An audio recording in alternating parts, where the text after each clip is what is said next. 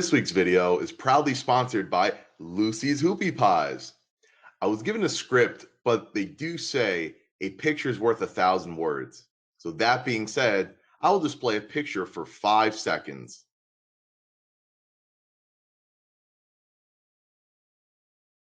Now, if that doesn't get you to buy a hoopie pie, I don't know what will. Back to the show. All right, welcome back to another great edition of Maxin TV. I have the esteemed James Don Carlos Hormozi. Thank you so much for joining the show. Thank you very much, Max. I'm happy to be here. Absolutely happy to have you. And so a mutual friend of ours, Matt Askren, has tagged you as one of the most interesting men on the planet, and I had to interview. So I have to ask you, your name Don Carlos, it sounds like you used to run a cartel. How did that all kind of come to be? I served in Iraq in 2009. Thank you for your service. So, thank you very much. And by the way, Matt also said asked me to say hello to you too. Oh, okay. Yeah. Hello. Right. So, anyhow, I was in Iraq. I'm a Navy guy, but I was serving with the Army Civil Affairs unit, and I like smoking cigars.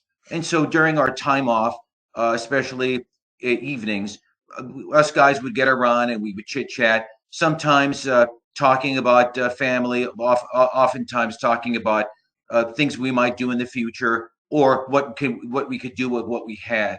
And so I would talk about cigars, and then everyone developed a spin-off, almost ridiculous story about what could be done with cigars. So they gave me the name Don Carlos.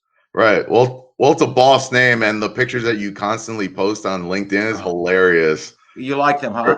Yeah, but they have great. You give like good sales lessons as well, but the pictures are what makes it. It's such a boss move to send a picture like that. Yeah. But, before I used to have a very simple LinkedIn profile, just like everyone else.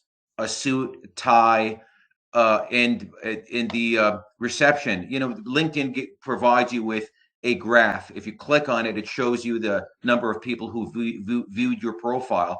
It looked like a dead EKG, a dead individual. But as soon as I became Don Carlos, the response was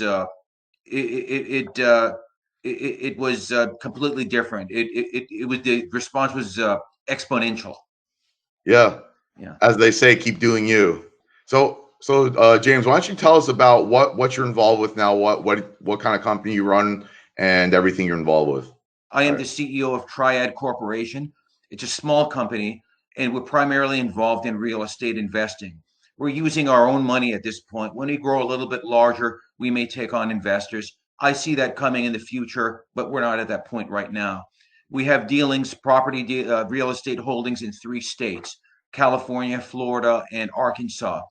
Currently, we're focusing on tax deeds as a way of augmenting our portfolio. Are you familiar with tax deeds? Not a little bit, but you can explain more about it. Sure, I'd be happy to. In order to talk about tax deeds, we should probably first touch on tax liens.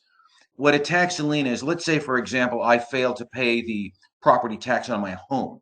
Right. And so Max goes to the website. He sees that that Don Carlos has not paid the property tax on his home, and therefore Max buys that debt, and therefore the county debt is satisfied.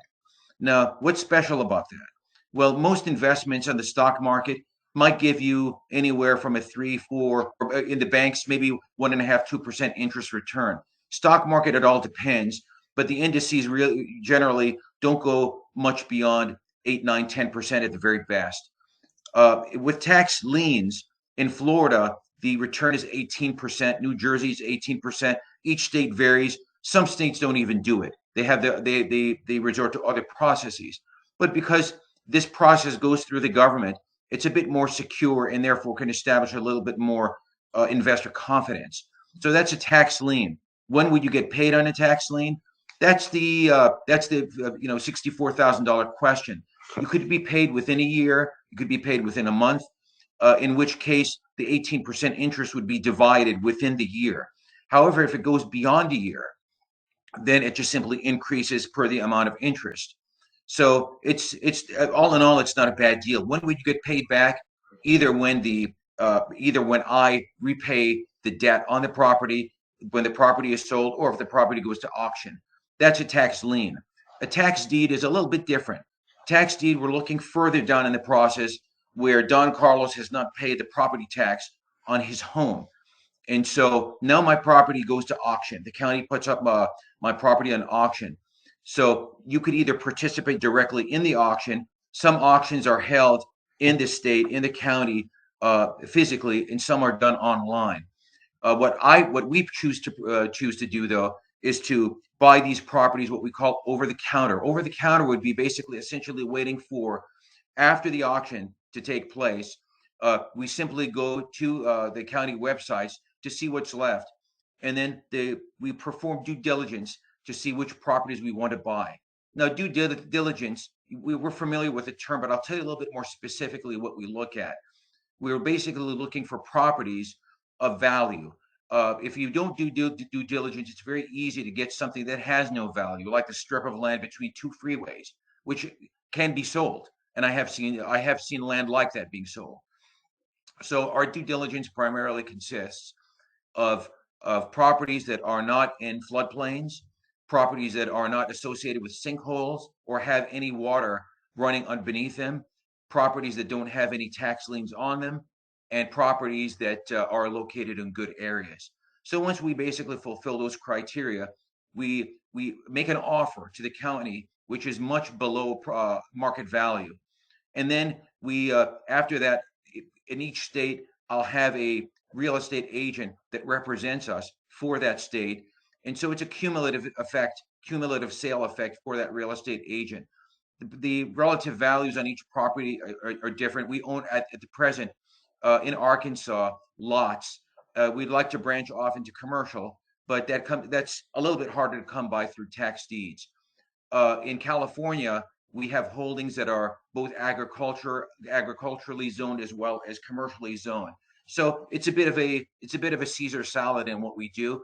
But I'm at this point, I'd like to focus more on the tax deeds because it allows us to buy properties at very low price without any financing, so we have it free and clear. Yeah. So how many Yeah. properties you said that you own currently, or that you're involved with? We're in 3 states, and Right. so we're looking at 15 properties right now Oh and wow. growing. Yeah. So when you say California and Florida, that totally makes sense. And then you said Arkansas. I'm like, what went wrong? Like Arkansas. What? Why Ar- Arkansas? Arkansas Arkansas to many people might sound like a bit of a surprise.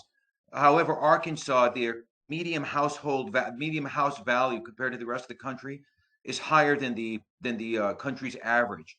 The same goes for real estate. They're about 6% right now, where the entire country is running around 4 or 5%.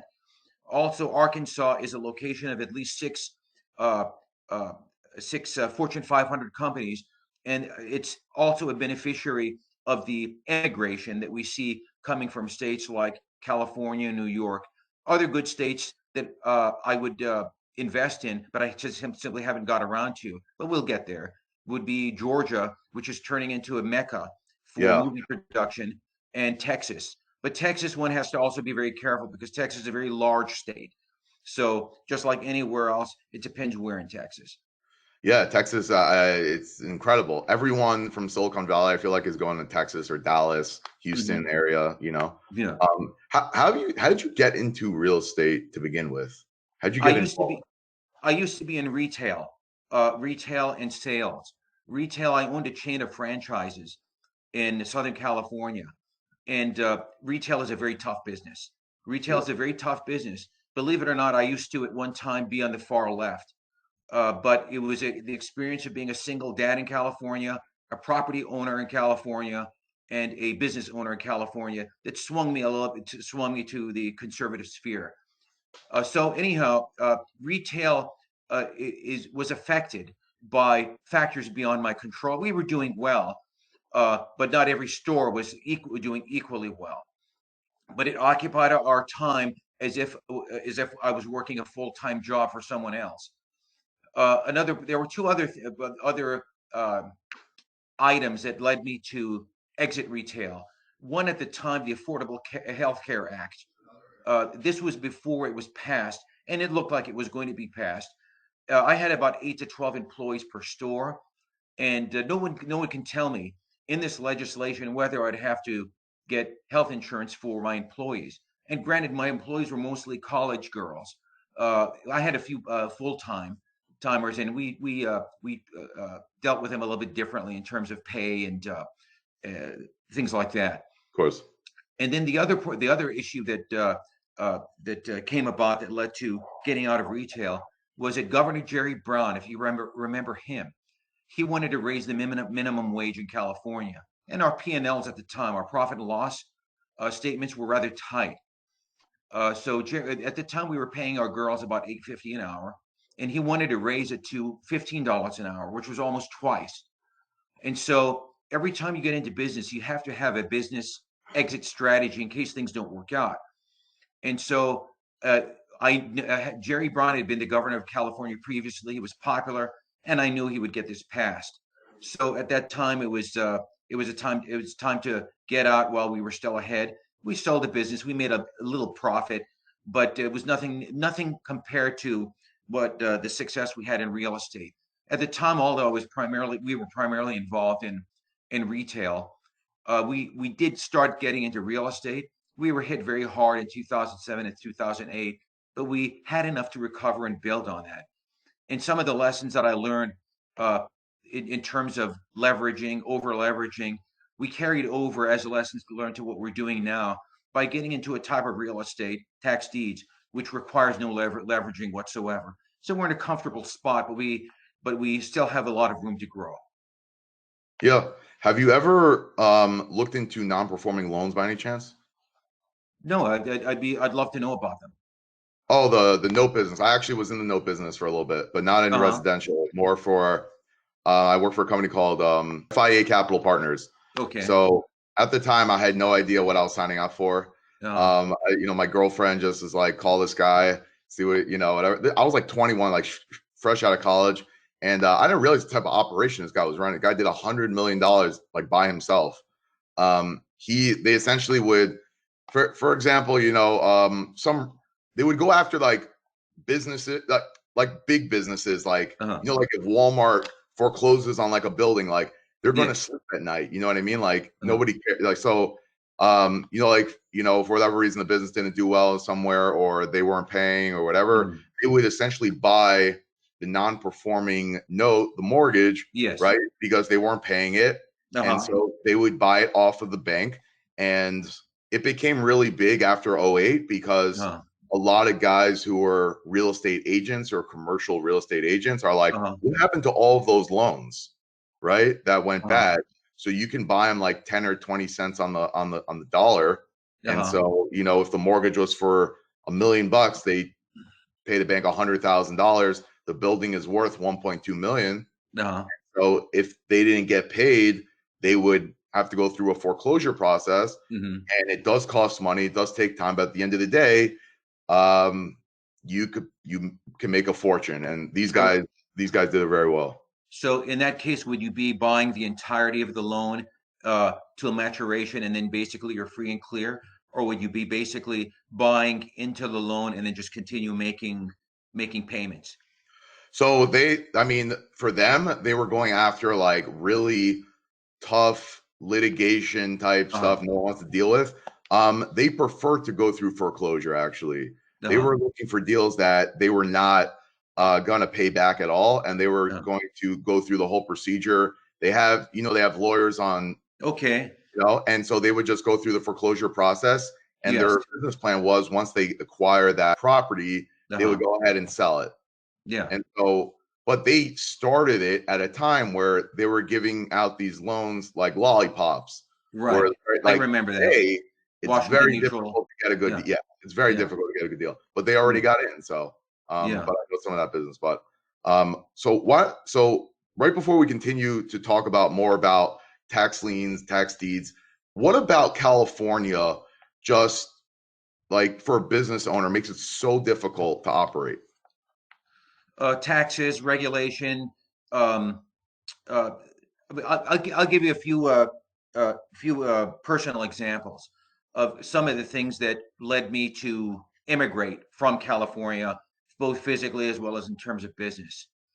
At the time, I was invested in real estate, but not like I am now. I'm invested in larger real estate. Well, back then, just like anyone else, I started buying houses, right? Now, I had a house for investment in Reseda, California. I didn't live there. I didn't want to live in Reseda. Not that I had any problem with it, but it was a house that I bought from an Israeli couple, and it was a good house.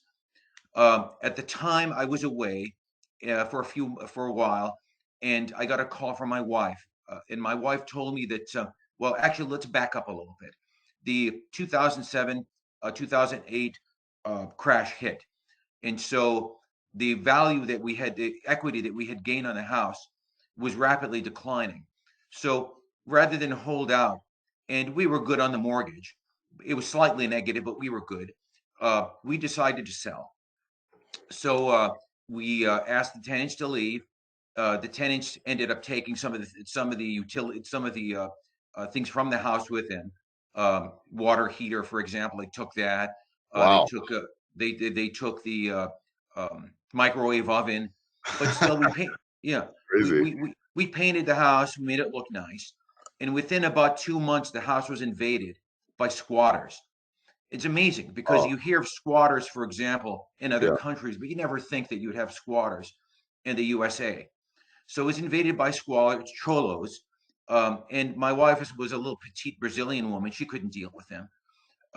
Guys showing up to the fence with undershirts, baseball bats, pit bulls, 3 to 4 cars parked on the grass. And I sought protection and remedy. You always hear people saying that, well, why didn't you call the sheriff? Why didn't you call the police? Well, I did. They were no help. They told me that I had to go to the court system.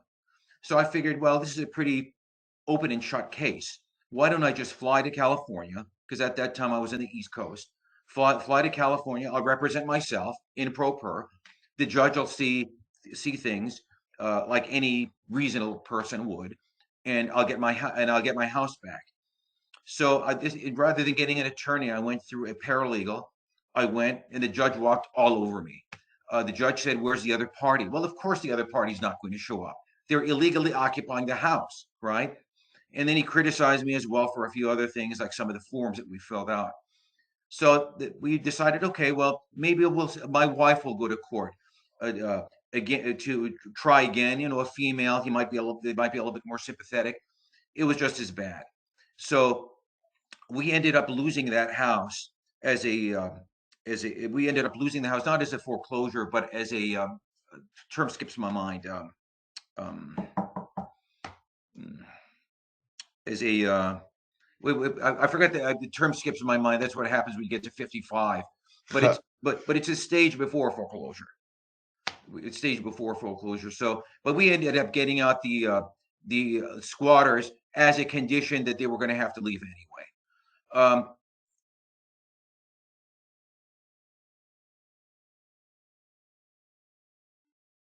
That embittered me. It made California a difficult place to do Uh, business. sorry, Jim. However, I must say this though, that in terms of real estate, it seems as though no matter what California is going through, it is and has always been a good place to engage in real estate investing. That Okay. seems to Wow. be the exception. Yeah. Wow. So yeah, there's no question why everyone is kind of walking away from California. No one likes California right now, I guess. Well, Um, you'd be driving, for example, along the 405 freeway, the 5 freeway, and you would see shopping centers going dark. And yet the California legislature was still raising taxes as if they could somehow tax the state into prosperity. It just didn't make any sense. Yeah. yeah. No, 100%. It's not business friendly, essentially. Yes. Not business friendly. So yeah, so tell us a little bit more about the you said that you're more involved with tax liens or tax deeds. Tax deeds. Yeah. Tax deeds. We also purchase tax liens, but we're looking at a ratio of about 90 to 10. 90% tax deeds, 10% tax liens. Right. Remind me again why why exactly? I like to have control of the property. The tax lien is a nice investment, but it involves a little bit less control on my part. It's basically sitting around and waiting for the tax lien to be paid, and there's absolutely nothing wrong with that. With the property, once I own the property, I can set my own price. I can build on it if I choose to. I could keep it if I like, and I can market it the way I want to. Yeah. So Right. So proportionally, I think you get a lot more bang for buck when you actually own the property. But then again, it comes with headaches that you wouldn't have simply by waiting for a passive instrument to pay you out like a tax lien. right. So you Yeah. originally mentioned that you were buying houses and the such.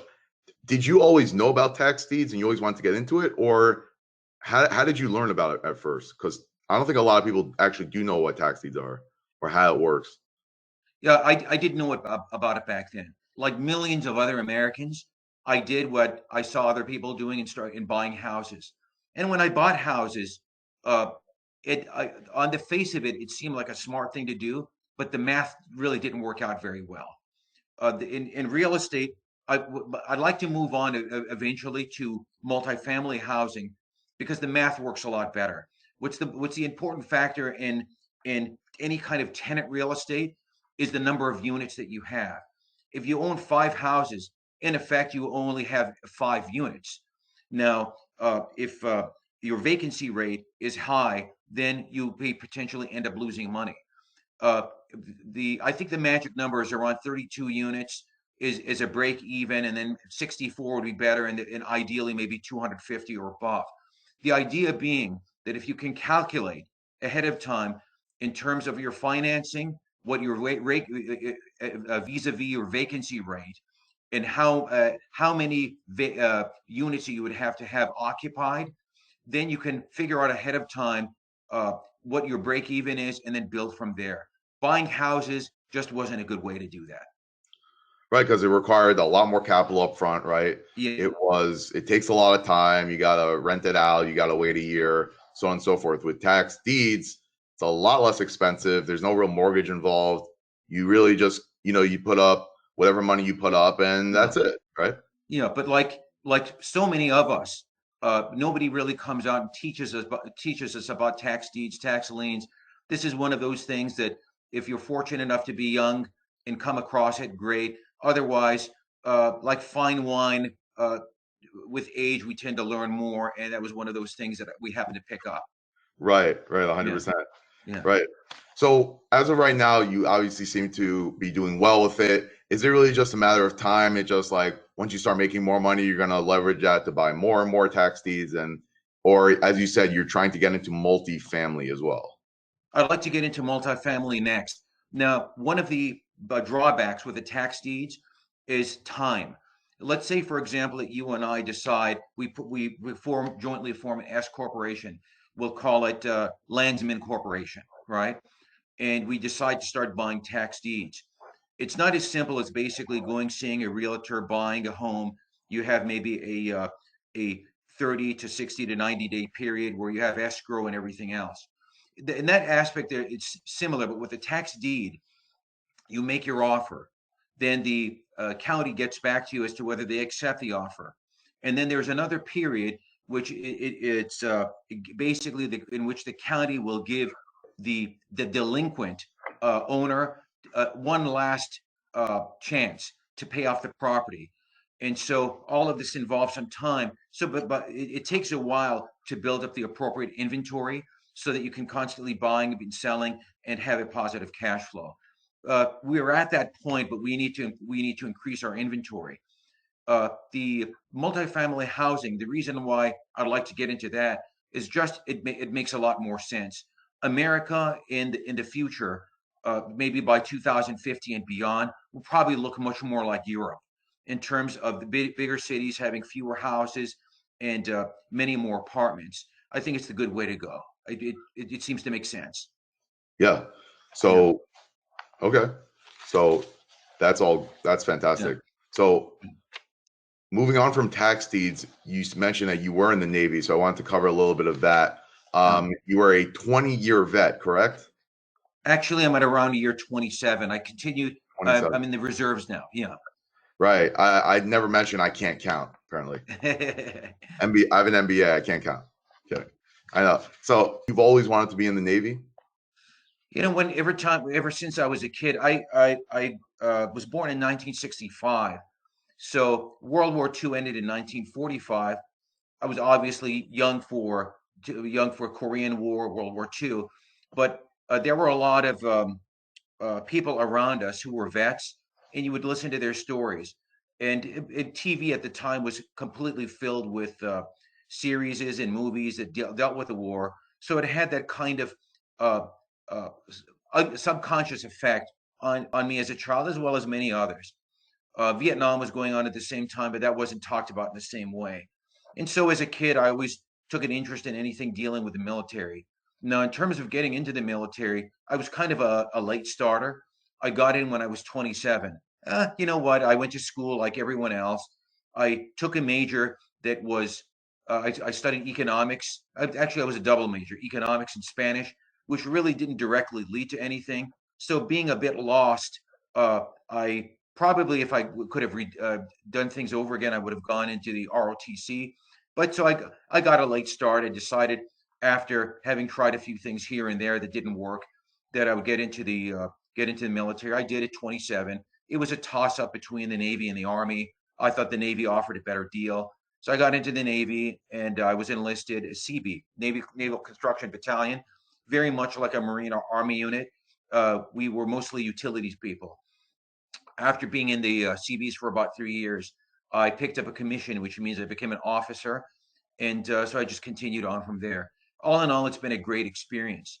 Um, I think I can make a question for you out of that, Sure. which would be oftentimes whether it be in LinkedIn or other forums, primarily in LinkedIn, you'll see either discussions or someone post something about the uh, how the applicability of military skills to business. Right. I don't know if you were going there, but now that it's in my head, I think it's something nice to talk about. Sure. Absolutely. There is a lot of truth in that. People who have served in the military learn leadership. They learn about teamwork, team building, especially small group leadership that are very transferable. However, it's not a uh, a watertight comparison. Why? Because in the military, there are certain business skills that one just simply will not learn. Sales, negotiation, dealing with cash flow, budgeting, uh, dealing with loans, etc. And these are vital to any aspiring entrepreneur. So there are definitely advantages for a military person going into business. But what I mentioned as well as a strict adherence to rules, which as a business person is kind of a no-no too, right? In business, the only rule is that there are no rules, you know. So there is some transferability there, but it's not a complete watertight comparison either. Right. So where did you learn your business skills from? Because you do post a lot about sales, a lot of sales skills, a lot of sales techniques. Where did that come from? That basically came from being a fallen angel, making lots of mistakes. I didn't study business administration. I studied public administration. I thought that maybe I would have a career in public service, but that just didn't happen. The military got me more interested in business, and I wished I had gone to like yourself. I had gone to study for an MBA, but I didn't. So I started buying houses. Myself and my wife, we got into retail, made lots of mistakes, and we learned from those mistakes. Now, one of the things also I'd like to point out is that it's very popular for business gurus on YouTube, on other social media forums, to talk about the value of failing. And failing does not necessarily mean that you're a failure either. There's truth to that, but sometimes I think they take it to uh, the point of irresponsibility, because there are certain types of failures that are very, very hard to come back from, or that take a very long time, especially if you're an older person. So failing is definitely something that can be expected, but as much as possible, you want to look around you, look to others who have done what you propose to do before you get into it. Because let's say that I start a business and then I have to declare bankruptcy. My name is basically mud for the next 7 years. No one will give me a loan. no one will want to touch me. So the idea of failing forward and failing fast, there is some merit to that, but it's one of the reasons why I think these gurus talk about it, because it resonates with people, because we all fail, but we have to realize that sometimes the uh, the cost of failure are prohibitive. And when I was in the military, I served in Afghanistan, I served in Iraq. Failure always carry the possibility of a repeat experience, if you know what I mean. Yeah. And so in business, sometimes it's something similar. Um, I I'll give you another example. Among what I do, other things that I do, I'm also a technical trader. It's more of a pastime for me, but every time I enter into a trade, I place a protective stop Right. so that Right. I always know ahead of time exactly how much I would lose if I lose. Right. Interestingly enough, a lot of people who go into business don't apply that same philosophy of placing, quote unquote, a protective stop. Now, in business, what would that be? What would that protective stop be? Um, Knowing when to quit, knowing when to get out, knowing when to sell. 100%. Like, Yeah, they always say a real entrepreneur is someone who doesn't quit. But at the yeah, end of the day, if he's in a bad business, uh-huh, it's almost just as good as knowing when to walk away, as you mentioned, than to just uh-huh. continue to just push yourself more and more into mud, right? Yeah, I'm glad you mentioned that, because sometimes individuals are are almost encouraged to do the wrong thing because of adherence to an old adage or an old proverb. One of those is like what you mentioned. There's One should not commit financial suicide to bravely hold on to an old adage. Um, Here's another one. People sometimes say that you can't run away from your problems. It's an old proverb we've heard ever since we were kids. But sometimes the geography is the problem. And so whether you're speaking in business, like for example, my moving out of California, or even religiously, you can point to the theory of migration, where Abraham left or Moses and the Israelites left Egypt. So sometimes it's the geography. They're individuals who aren't entrepreneurs, aren't business people. They're employees, and they may be working in a hostile work environment, and there's no reason why they should hold out in some place that's unwelcome. So, That's the biggest problem, I believe. I was uh, looking at some stats, and it appeared to be from very reliable sources like Forbes. uh-huh. I believe they said 70% of all employees hate their job, which is mind-boggling, but I totally believe it. And Mhm. listen. I know personally, a lot of people I know personally are very miserable in their job. So I told them, What's what's holding you back? holding you back? There's always an excuse for something. Always an excuse. Well, this isn't so bad, whatever. But I told them, I'm like, listen, you got to place a limit as Hmm. to how much longer you can take this garbage, because Yeah. if someone who's a great worker, let's say, and is promised growth in the company, and if they just continue to just say word and not actually do anything about it and treat you like trash, you got to walk away too. You can't just let them just walk all over you. What holds people back, I think, is fear. And if you're married, if you have children, if you're paying a house, the fear increases even more so. But you have to ask yourself, what are the long-term consequences in remaining in a toxic work environment? At the end of the day, when you do the math, it's not really worth it. And then there's another aspect to it too that nobody seems to discuss. Um, I like to speak in analogies. I like to speak in stories, allegories. Let's say, for example, that as a child you had a pet rabbit, and the rabbit was always raised in the cage, never left the cage. So one day you take the rabbit out to the backyard. You open the cage. The rabbit comes out very, very slowly and starts sniffing the grass. And then suddenly, somewhere in the background, a car has a backfire. The rabbit is frightened and runs right back into the cage. There are a lot of people who are like that. It takes a certain amount of courage, a certain amount of inner courage to be able to uh, lines and basically go out on your own.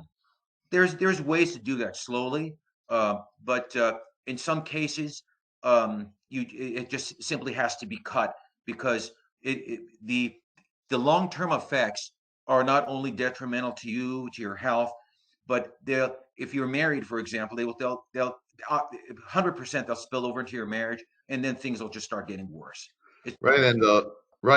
I mean, the best thing is that even when you're at that company, I mean, you can look for other positions at the same time. Yeah. So it's not like, I mean, you still don't have to like quit like in the next 30 seconds per se, Yeah. but just actively look to get out of a bad situation, right? Yeah. Yeah. So you've had a taste already of the free market, of private business. And once you have that taste, it's very, very hard to go back. You know, Right. it's very, very hard to go back. You almost work yourself to have a job. Once you've had your own business, whether it be what you're doing in digital marketing or whether an individual is selling hot dogs from one of those little push carts, you get a taste of a certain degree of freedom. And after that, it's very hard to go and work for someone else. Here's another allegory, another story. If I were to point to a ball, let's say I was with a dog, and I were to point to a ball.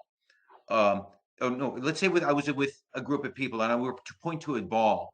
Everyone would look at the ball because they automatically understand that my finger is a symbol. It represents direction. It represents a vector. But if I were with a dog and I were to point to a ball, the dog would probably look at my finger because the dog doesn't understand the concept that my finger represents direction. And one of the frustrations that all of us have had who work with other people, we can point to the moon, and those morons will look at our finger rather than looking at the moon. But once you have a taste of your own business, you have a taste of being an entrepreneur, you have a taste of the free market, it's very, very hard to go back. Yeah. So what would your number one piece of advice for an aspiring entrepreneur be? Probably several, but the thing that comes to mind right away is to try to associate with with successful people. Now you'll see that advice in every book that you've read on positive thinking, and it's good advice. I think that's one you could take to the bank.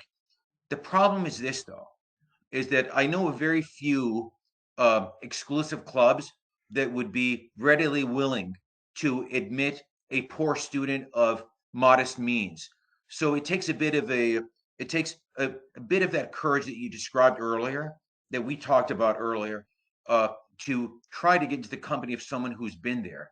Now, one of the things that makes a little bit that a little bit easier, not just in terms of connecting with somebody, but in terms of that knowledge base, is that nowadays people have what I didn't have when I was growing up, which was the internet. So there's all types of sources to tap into.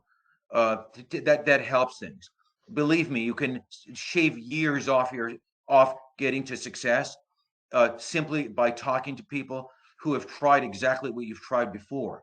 Now, it doesn't mean that we have to acquiesce to their pessimism either, but at least we can get an idea of what it is they've done.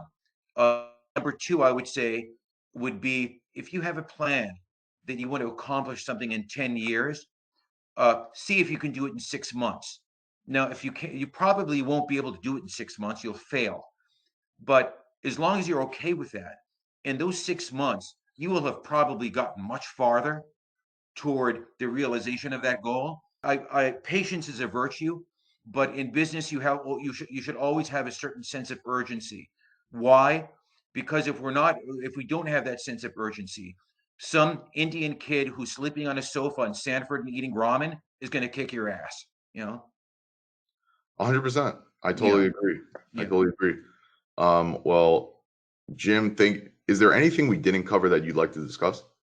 I don't think so. I think it was a very nice conversation, and I look forward to talking with you again, especially as my business grows, and how you can help me in terms of marketing it better. Yeah, no, absolutely. Yeah. Absolutely. So Jim, I really appreciate you coming on. I'm sure further down the line, I'm sure we'd love to have you again. Maybe we'll have you on with Matt at the same time. That would definitely be for a Oh, that great. would be wonderful. Yeah, That that would be wonderful. awesome. Yeah, absolutely. Matt's a great guy, and he has some untold stories, combat stories from Afghanistan, which he's a very humble guy. He won't tell anyone, but he's a real hero. He's a real hero. So I'm a big fan. yeah, I'm his number one fan. yeah. Yeah.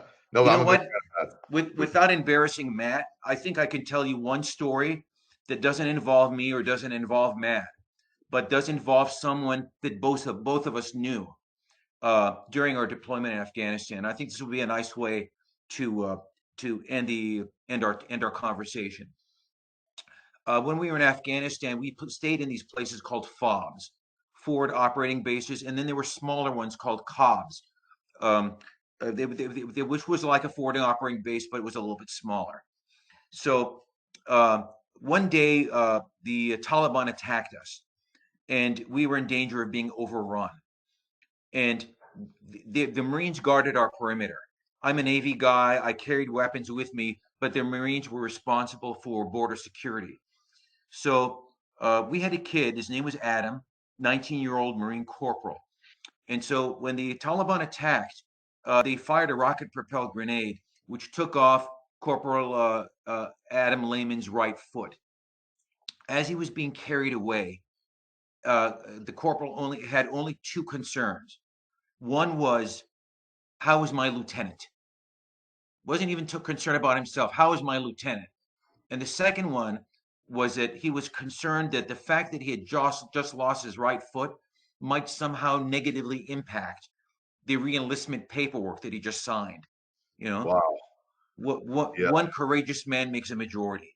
You Yeah. know, we so don't let the long hair and the earrings fool you. American kids are great. They're doing a great job overseas, and they still have that same spirit, that same warrior spirit that we had, whether it be in World War II, whether that went down thousands of years all the way to Masada. You know, it's still there. Absolutely. And Yeah, yeah, no, I have definitely deep respect for our troops for sure. And yeah. again, thank you very much for your service, your and Matt's. And again, I appreciate you coming on the show. Thank you so much for having me. I appreciate it. Absolutely.